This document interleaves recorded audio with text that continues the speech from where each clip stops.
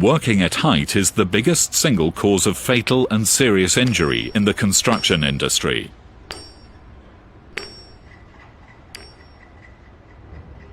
There are many different activities in construction which involve working at height. There's working on scaffolding, mobile towers, MEWPs, or working next to an opening or edge.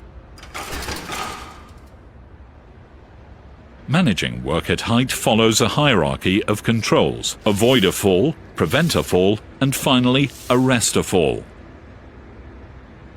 First, always ask the question, can the work be done safely from the ground?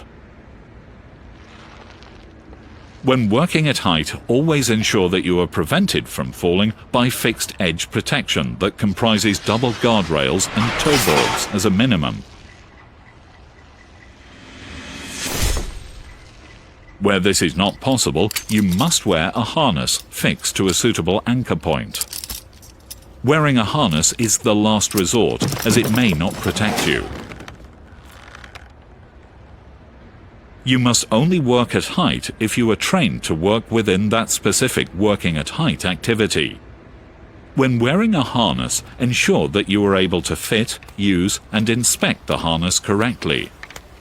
Where harnesses are required, ensure that distance barriers are provided to prevent those who are working within close proximity entering the area. It is also important to prevent objects from falling from height onto people below. To prevent falling objects, openings on lift shafts must be fully protected. Service risers and penetrations should have mesh fixed across them together with a double handrail and toe boards. If you are working outside of the perimeter protection or within proximity of a leading edge, ensure that your tools and equipment are tethered. Tool tethers are also required when working from MEWPs, mobile towers and podiums. Exclusion zones are required to ensure that no one is injured if an object falls from height. When an exclusion zone has been established, you are not allowed to enter it unless you are authorized. It is important that you do not alter or dismantle edge protection unless you have been authorized. Equipment must be suitable, stable, and strong enough for the job.